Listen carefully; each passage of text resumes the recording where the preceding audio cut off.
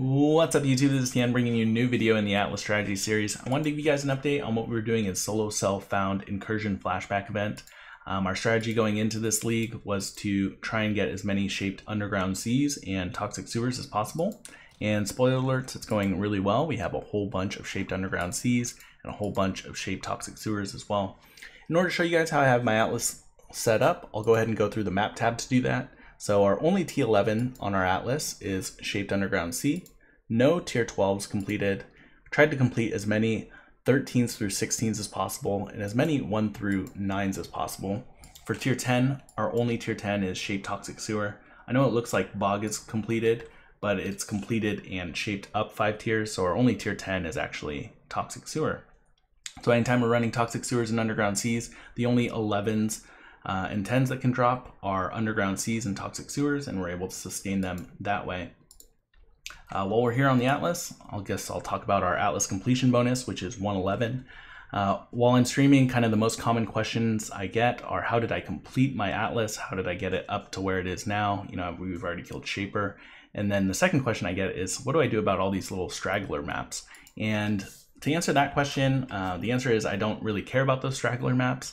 Zaina will eventually sell them if they're like tier 11 or below. Basically, her inventory resets every time you do her daily mission or when she levels up.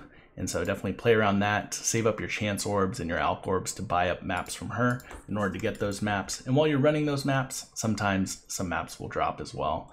So when in Ancient City, you know, I could find a fields map more commonly. It's like twice the chance of any other T6 that drops to be fields when I'm in Ancient City. Also, I could 3-to-1 Ancient City and get a fields that way. Back to the bigger question, which is how did I progress my Atlas?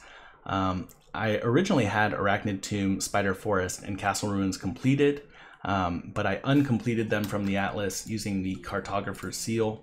So, you know, this can uncomplete a map on the Atlas. The red ones can uncomplete red maps. The yellow ones can uncomplete yellow maps.